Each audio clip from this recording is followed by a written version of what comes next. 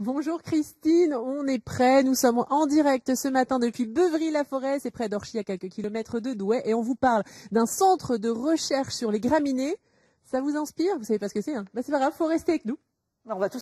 C'est pour vous expliquer tout ça qu'on est là, un centre de recherche sur les graminées. Déjà, il faut savoir que les graminées, c'est l'herbe, tout simplement. Les graminées, c'est ce qui vous fait éternuer au printemps aussi. Et ce centre de recherche permet de créer des nouvelles variétés pour s'adapter en fait aux besoins des utilisateurs. Et je suis avec Pierre puisqu'il nous a préparé différentes espèces. Alors, il y a ça, c'est pas des graminées, on va voir après, mais ça, c'est des graminées, par exemple. Oui, ce sont des graminées. Oui, ce sont des graminées fourragères ou à gazon. Donc, vous avez la même espèce ici.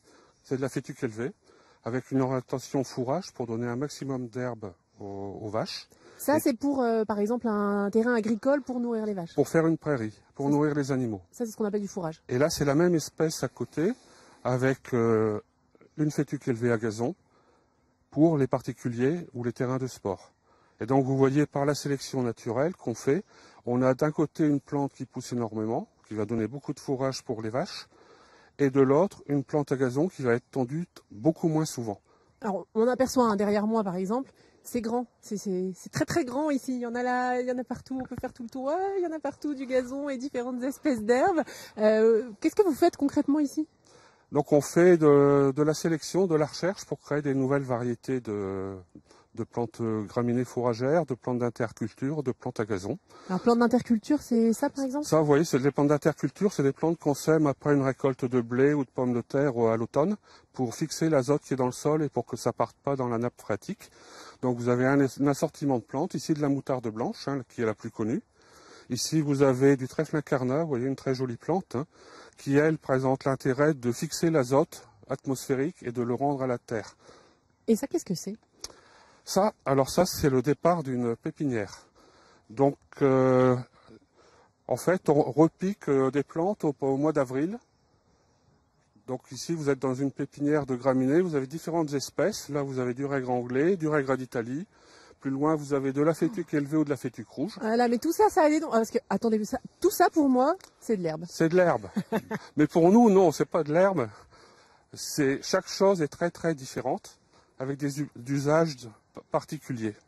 Alors, et ce monsieur, par exemple, qu'est-ce qu'il fait?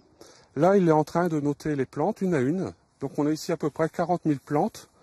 Et on note chaque plante une à une tous les mois. Donc, pour différents critères. Les 40 000 plantes, tous les mois, vous notez dans quel état elles sont? Ouais. On arrive à voir, par exemple, si elles sont malades. Je ne sais pas si on se rapproche là-bas. C'est quoi? C'est en fonction de la couleur? Vous voyez les taches jaunes sur les feuilles. Vous voyez, par exemple, là, une plante malade. Ici, là? Oui, d'une plante malade. Donc, ça, c'est une plante qui ne va pas être retenue. Donc sur les 40 000 plantes, au bout de 2 ans d'observation, on va en éliminer à peu près 95% et garder seulement 5% des plantes les meilleures. Parce que vous arrivez à voir celles qui sont plus résistantes en l'occurrence. Donc on regarde par exemple celles qui résistent à l'averse. Vous avez par exemple une variété ici qui ne résiste pas à l'averse. Donc l'agriculteur va avoir du mal à faucher, donc ça ne l'intéresse pas. Par contre là, elle résiste bien à l'averse et on aura moins de problèmes de récolte. Ok. Et ces plantes, vous les vendez également, on en parlera tout à l'heure. Et puis il y a beaucoup de tests qui sont faits ici à Beuvry-la-Forêt. On vous montrera quel type de tests dans quelques minutes. À tout à l'heure. Merci. Exactement, justement Christine, regardez, je suis au milieu de ces parcelles, 1500 parcelles ici, 6000 parcelles en tout dans ce centre de recherche, 6000 parcelles de fourrage. Alors le fourrage, là il est bien bas parce qu'il a été coupé hier, ici, là ces parcelles ont été coupées. Le résultat, vous le voyez là, un tas de fourrage et le but du jeu c'est de les peser et de voir au final là où il y en a eu le plus. Laurence, bonjour. Oui, bonjour. Le but c'est d'avoir le meilleur fourrage, mais ça veut dire quoi le meilleur ? C'est ça, on souhaite ici avoir le meilleur fourrage. Donc on regarde qu'il y ait une quantité suffisante. Il faut que l'éleveur puisse donner à manger à sa vache en quantité suffisante. Donc pour ça, on va mesurer la quantité de fourrage produite. Donc on le fait grâce à la machine qui est là-bas. Alors on va s'en rapprocher un petit peu. Laurence, là ces parcelles-là, elles ont été installées quand? Alors on les a semées l'an dernier, on les a laissées pousser. Et cette année, on commence à les récolter en fourrage. Donc là, ici, on est en première coupe de printemps. Donc on regarde les différentes productions de fourrage. Donc vous voyez là, par exemple, vous avez une parcelle qui est assez haute. Par contre, la suivante, elle est un peu plus haute. Donc nous, grâce à cette machine, on va peser la quantité de fourrage produite. Donc Pierre est sur la machine qui s'appelle une récolteuse de fourrage. Il coupe la totalité de la parcelle. Et chaque parcelle est différente l'une de l'autre? Voilà, chaque parcelle, c'est une variété. Il y a 6 000 sortes de fourrage possibles? C'est ça. En fait, chaque parcelle, c'est comme une mini prairie. Mais donc, au final, sur les 6 000, il y en a une qui est super ou il y en a plusieurs? On essaye l'objectif, c'est d'en avoir le maximum. On essaye d'en avoir 10 ou 15. Une fois qu'on a trouvé la meilleure, voilà, donc là, l'herbe est en train de monter sur le tapis. C'est pesé dans le bac. Et après, il note à chaque fois le résultat de chaque... Il note le poids et ça sort dans l'allée.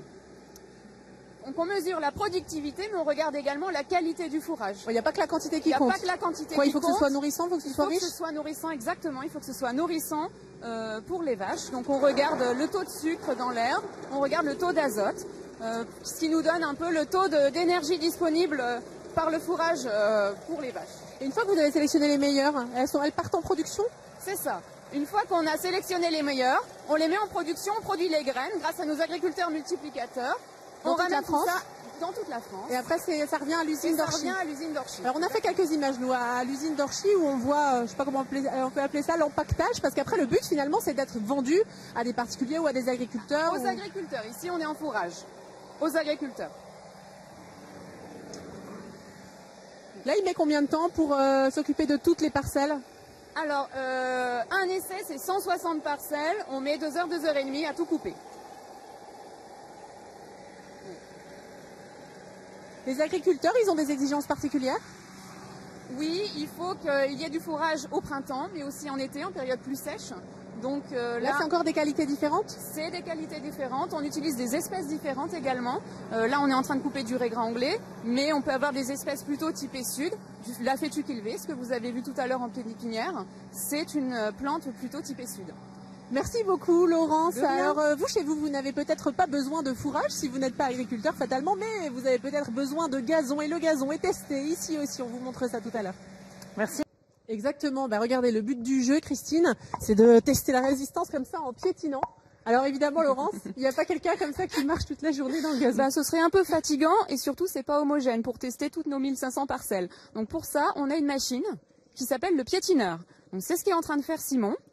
C'est-à-dire ces 2 rouleaux avec des têtes de boulon qui imitent un petit peu, je ne sais pas si vous voyez bien, ça imite un petit peu les crampons des joueurs de foot. On peut s'arrêter éventuellement pour qu'on se rapproche du...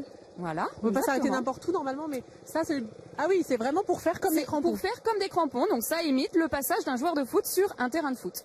Donc là, on teste la résistance au piétinement, chaque carré est différent et on regarde la meilleure parcelle, la meilleure variété possible. Le but, comme dans les fourrages, c'est de conserver uniquement le meilleur. Ça c'est pour un stade ou pour un terrain de golf, pour des particuliers, ça n'a pas forcément d'intérêt. Alors ça a moins d'intérêt. C'est vrai qu'un particulier lui souhaite juste que son gazon soit bon pour mettre son barbecue dehors ou jouer. Donc pour ça, on teste l'agrément.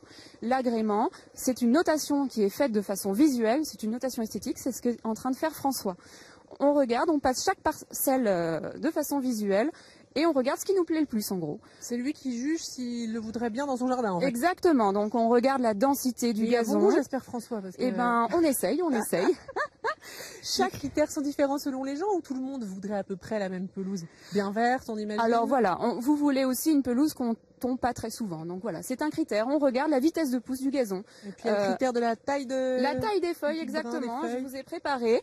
C'est devant les espèces. Vous trouvez... Il y en a des toutes petites. Voilà, la fétu rouge, c'est les petites. Les moyennes du raigrand anglais et les fétu kilvé qu'on retrouve ici. Voilà.